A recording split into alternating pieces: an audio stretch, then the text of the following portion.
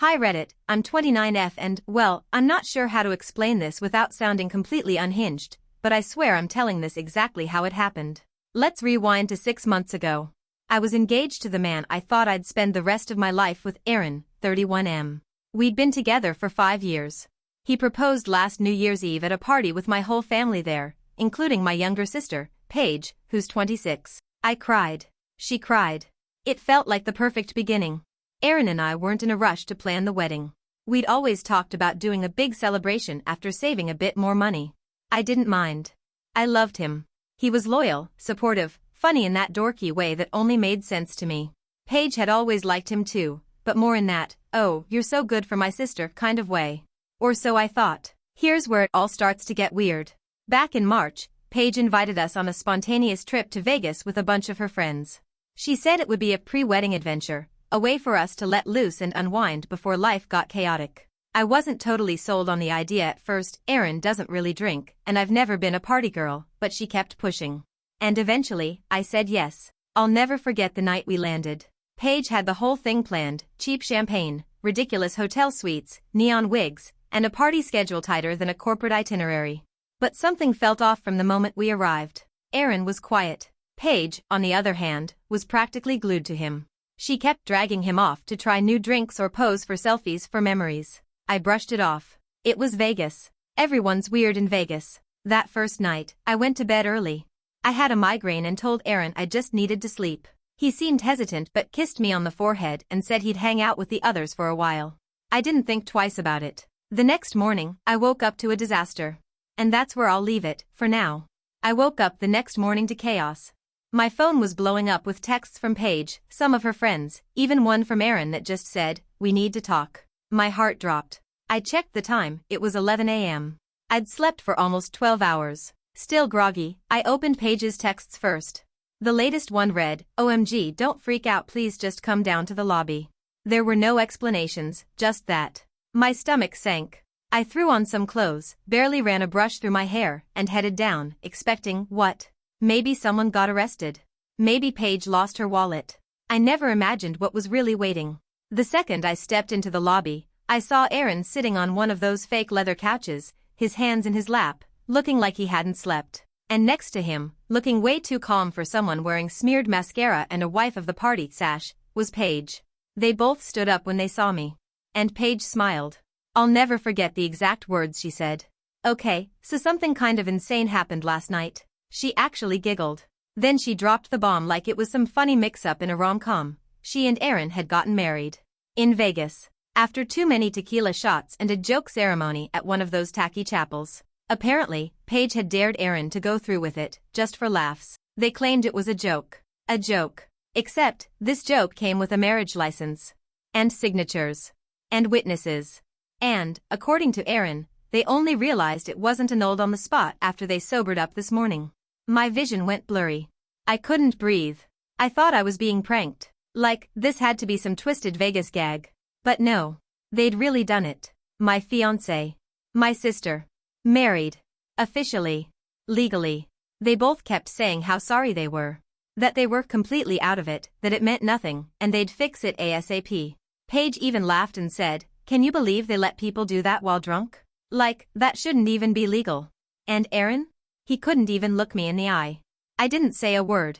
I just walked out of the hotel and kept walking until I found myself sitting on a curb 2 blocks away, shaking like I was freezing, even though it was nearly 80 degrees.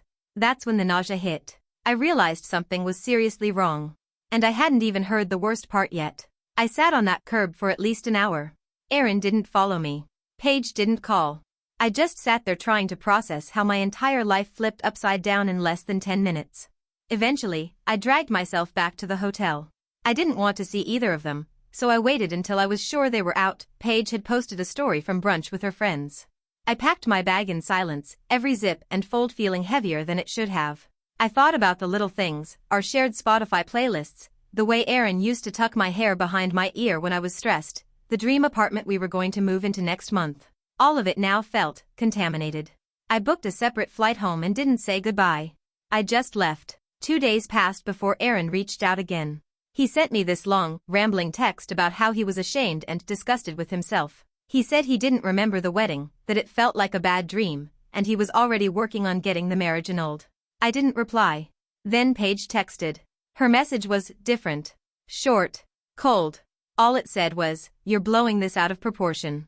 It was a mistake. We're fixing it. Calm down." Like I was the problem.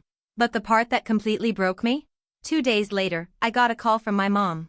Now, my mom has always been the kind of woman who loves keeping the peace. But this wasn't just damage control. She actually sounded excited. She said Paige told her everything. She admitted it was a little wild, but insisted it was all just a misunderstanding. And then, she hit me with this. Maybe this happened for a reason. Maybe Aaron wasn't meant for you after all. You'll find someone else. Like I'd just misplaced a sweater, not lost my fiancé to my own sister in a drunken accident. I hung up on her. That was the first time I'd ever done that in my life. But nothing, and I mean nothing, prepared me for what came next. The thing that twisted the knife. 3 weeks after Vegas, I was scrolling through my sister's Instagram. Yes, I know, I shouldn't have, and there it was. A photo. Her and Aaron. His arms around her waist. Both of them smiling like they were posing for a magazine cover. And her caption? Sometimes mistakes lead to the right path. Red heart. I stared at that Instagram post for what felt like hours. I kept thinking maybe I misread it, maybe I was hallucinating. But no, it was real. My sister had gone from "it was a joke" to posing happily with my fiancé 3 weeks later like it was the start of some new love story. I didn't comment. I didn't text her. I didn't text Aaron. But I took a screenshot. And then another one, because I knew it was only a matter of time before she deleted it, or locked down her account. She always had this weird need to control the narrative. Online, Paige was the bubbly, misunderstood free spirit who made impulsive but beautiful choices. In real life, she was just selfish. Still, I wasn't ready to go public. Not yet. But then my phone started lighting up. Mutual friends. Old coworkers. Even Aaron's cousin, who I barely knew, sent me a DM that said, "Wait. Aren't you the one who was engaged to him?" That's when I realized Paige hadn't just posted the photo, she tagged him. She wanted people to know. And apparently, Aaron wasn't disputing any of it. He'd even commented a red heart emoji on her post. My hands went cold. My ears started ringing. I hadn't said a word about the breakup. I hadn't posted, hadn't aired it out, hadn't explained anything to anyone. I was trying to be graceful. Mature. I thought maybe if I kept quiet, they'd feel guilty enough to fade away quietly. But now? Now they were branding their betrayal. They were making it look like some serendipitous, wholesome love story. Like I'd never even existed. That same night, my best friend called me in a fury. She said Paige had started telling people that I had been distant from Aaron for months. That our relationship had been falling apart, and the Vegas thing had just opened everyone's eyes. My own sister was rewriting history. That was the moment I knew I had to do something. Not to get revenge. Not to start drama. But to stop being erased. And then something happened that made everything worse. A friend from Paige's bachelorette party, someone I barely knew, slid into my DMs with a single line. "Hey. I think there's something else you should know. About Vegas." When I read that message, "There's something else you should know. About Vegas," and my heart stopped. I stared at the screen, unsure if I should even open the floodgates. I didn't want more pain. I didn't want to uncover some hidden layer of betrayal that would make it harder to sleep at night. But curiosity won. Or maybe it was survival. I needed to know the full truth, even if it destroyed me. So I replied, "What is it?" She responded almost immediately. Her name was Erica, one of Paige's college friends. We'd only met twice. She said she wasn't sure if it was her place, but something had been bugging her since that night.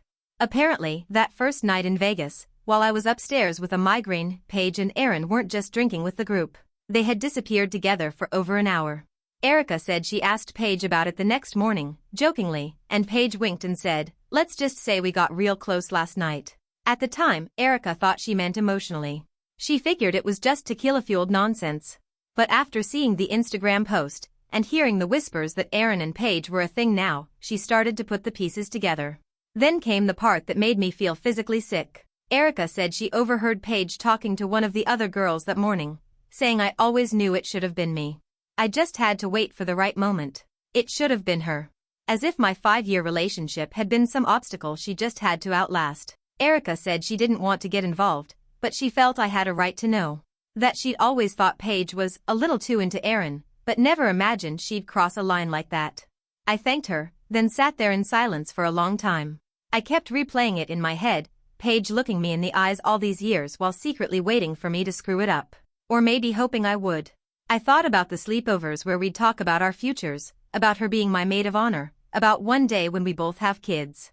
All lies. She hadn't accidentally married Aaron. She wanted to. That Vegas night wasn't random. She'd been playing the long game. And when the opportunity came, the alcohol, the chaos, my absence, she took it. This wasn't an accident. It was an ambush. But even that wasn't the final blow. Because 2 nights later, Paige posted a new story. It was just a blurry sonogram. With the caption, "Wasn't expecting this plot twist, but I guess everything happens for a reason." When I saw that sonogram on Paige's story, everything inside me stopped. At first, I thought, no. No way. This has to be fake. This has to be some stunt, some weird manipulation tactic. I stared at that blurry image and the smug little caption, "Wasn't expecting this plot twist, but I guess everything happens for a reason." No tag. No name. But everyone knew. Everyone.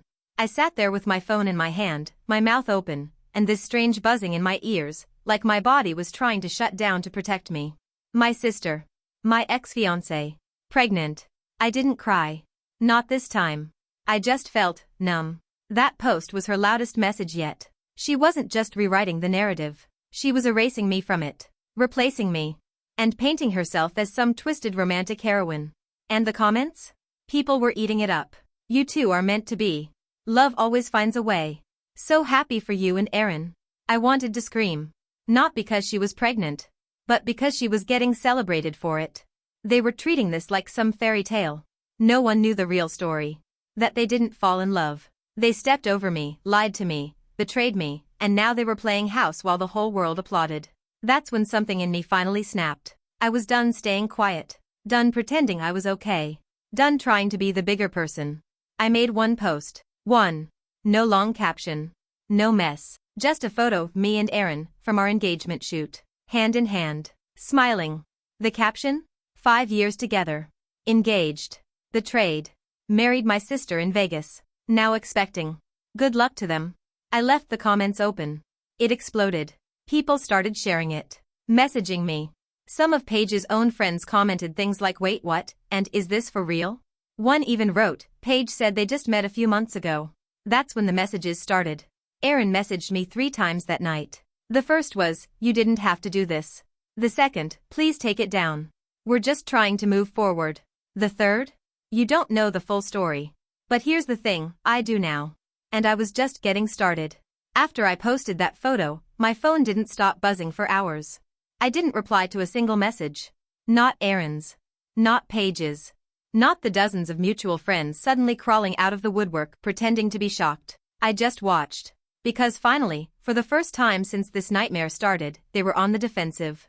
And it didn't take long for the cracks to show. First, Paige locked her Instagram. Then she posted this vague mental health break message, saying she was stepping away from negativity. But not before several people had already screen recorded her sonogram post and my story for comparison. They started piecing things together. The timeline. The lies. The real story. Then someone, probably one of Paige's ex-friends, dug up screenshots from months ago. Old photos, blurry and half-hidden, of Aaron and Paige at a bar together weeks before the Vegas trip. One even showed them sitting close at some lounge, Aaron's arm slung behind her casually on the booth. No big deal alone, but with everything else? It was damning. Suddenly, the narrative started shifting. The comments went from "congrats" to "wait, weren't you engaged to her sister, and this is disgusting." I could feel it happening in real time, the spotlight they'd stolen turning into a heat lamp. But what hit hardest wasn't the fallout. It was the email I got 2 days later. From Aaron. A long, rambling, pathetic thing. No subject line. Just an essay of excuses and half apologies. He said he was so confused in Vegas. That it wasn't supposed to go that far. That Paige had gotten into his head after I went to bed, saying she didn't think I really loved him anymore. That I'd been pulling away 4 months. I laughed when I read that part. I'd been planning our wedding. Setting up a joint savings account. He was the one who kept canceling date nights and falling asleep early. Then came the real kicker. He told me Paige had planned the chapel stunt. That she'd joked about it the night before. That she'd scoped out the place just in case they wanted to prank everyone. And he went along with it. Drunk or not, he stood there and said vows to my sister. He ended the email with, "If I could undo it, I would." But now, she's pregnant. I have to do the right thing. I hope someday you'll understand. Understand? No. But I was starting to realize something.